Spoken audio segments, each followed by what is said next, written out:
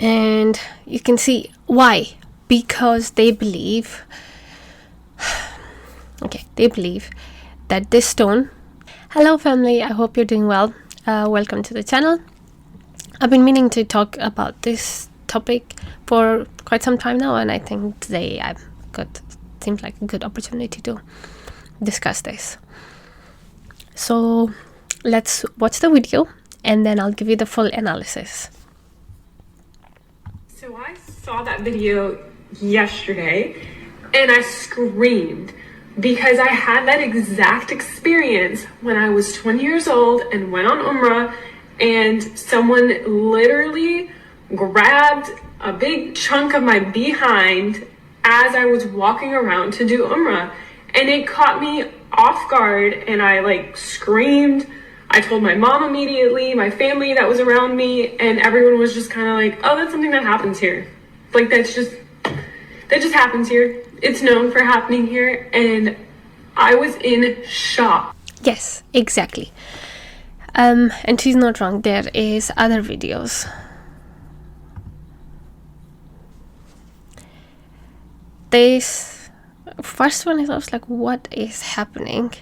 And then you would realize there is a lot of people, and that's the black stone in Kaaba that she is trying to kiss, that black stone which is in here, and which everybody else is also queuing to kiss the black stone as well. And you can see why. Because they believe that this stone used to be white, and because it consumed the sin of humanity, it turned black. So if you kiss that stone, then all your sins are transferred to that stone, or you are forgiven. And that's why they're just fighting and pushing each other just to get there. Oh my days, look at what is happening here. I don't think any non-Muslim is allowed there, so these are all Muslim, the people who are recording and people who are doing all this. You'll see a lot of people coming from around the world to go to kiss that black stone, and they walk around it, and every Muslim will 5 times pray facing that black box and that black stone.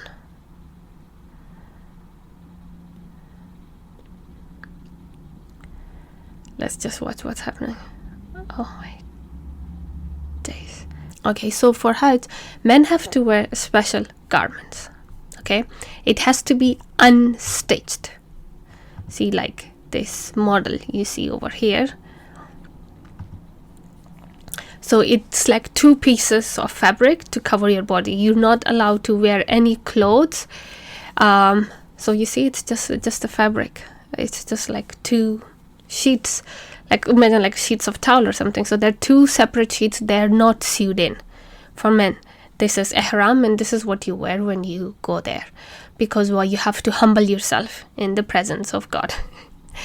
So you have to humble yourself because you're going in the presence of God, and this is what happens. So you have to humble yourself when you're going in presence of God. So you're not wearing any stitched clothes, and this is the presence of God, and this is what's happening to women over there. Okay, what do women wear when they go for Hajj?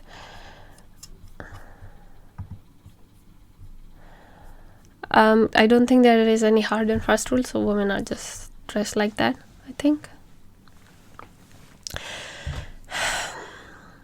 So why is this? So in the ancient time, before Islam, people still used to go to Hajj.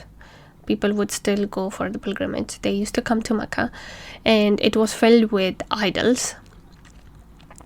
And some women, because they wanted protection of those idol gods for them to help them in childbirth and all that. So I think it was a belief that they used to, sometimes they would walk around naked,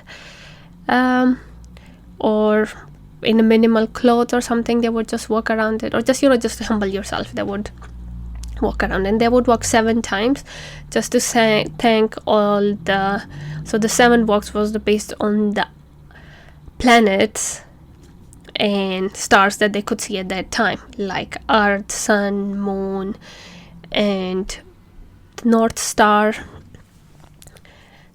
and other planets that they could see from their with their naked eyes at that time. So based on that, so they would walk 7 times. And why is it happening now? So when Muhammad came, as you know, that Jews are still waiting for the Messiah, for the Messiah's return. They are waiting for the Messiah because Moses told them. And some Jews accepted Christ and they become Christian, but some Jews do not know about Christ, or some of them deny Christ. So they are still waiting for a prophet. And there was a group of Gnostic believers, Gnostic Christians, that lived in Mecca at that time. So Muhammad's understanding was similar, that the Jews and Gnostics were waiting for the Messiah to come.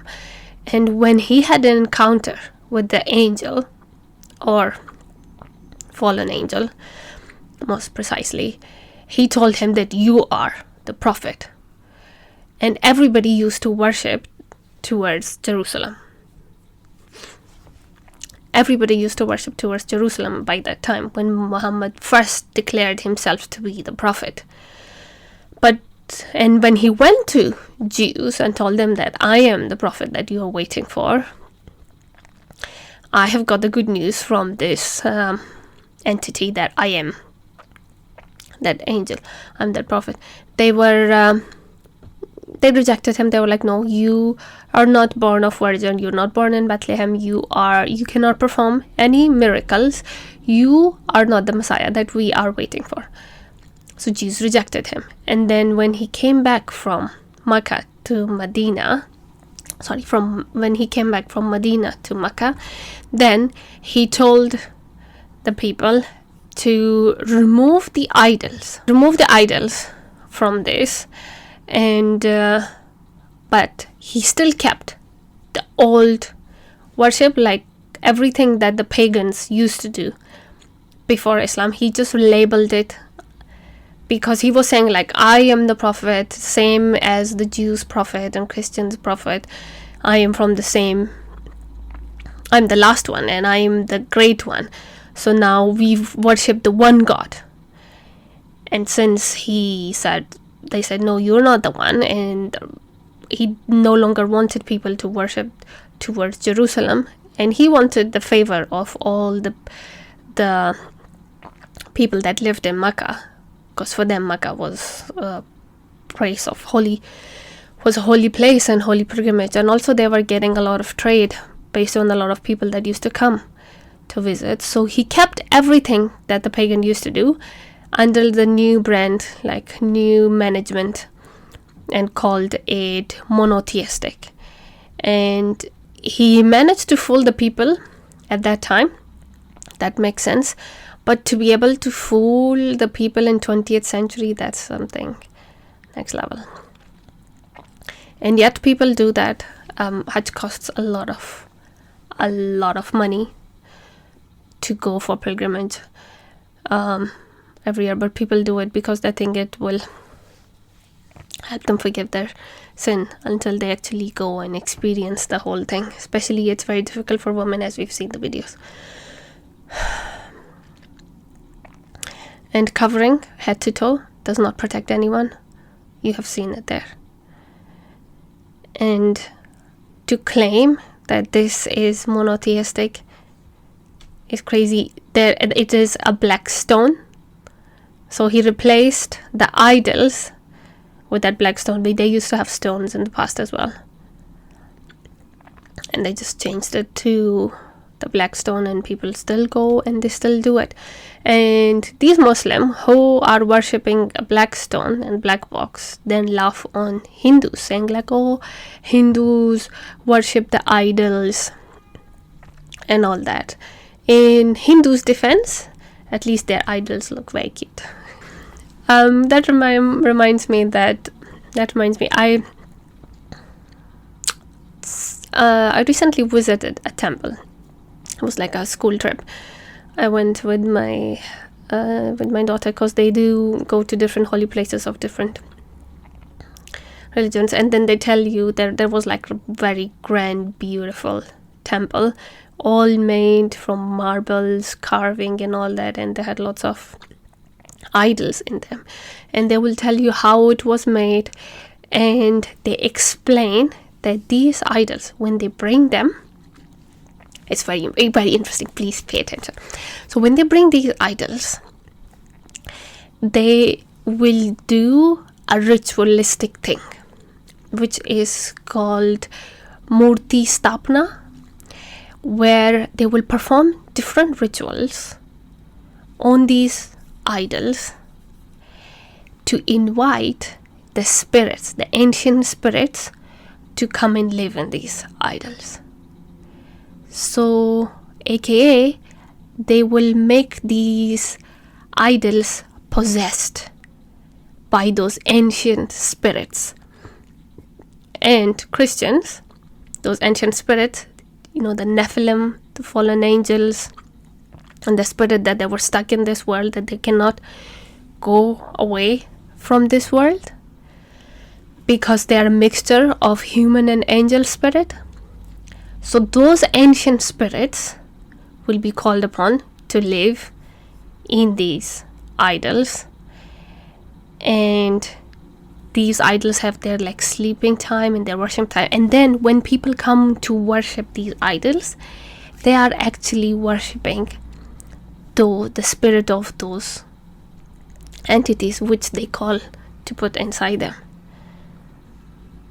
And then you will ask these fallen angels for wishes and for protection and for anything, like humans have lots of stuff.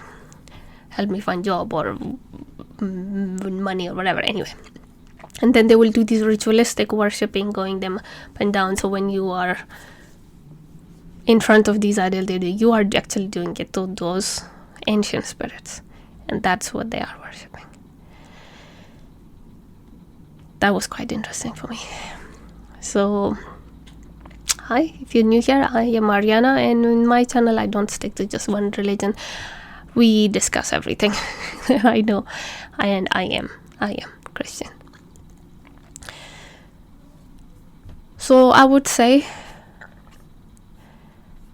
that the black stone or these idols are not going to take away your sins. They are vulnerable. Only Jesus came on this earth to take away our sin. Do not be fooled. Do not fall for the scheme of Hajj. Do not waste your money. And money, forget about it. Maybe some people will go experience, see it, and then they will realize like the shock, and they will leave Islam. I really hope they would, because we are running out of the time. Jesus is coming soon. We need to be ready, because he said, I'm coming back, and the signs are telling us that he is coming back soon. So please get right with God. He sent his son to you, and he told you everything. Just out of curiosity, you read lots of books. Just out of curiosity, I suggest you please read Gospels. Get to know Jesus. Wish you all a very happy, blessed week ahead. I'll see you in the next one. Bye.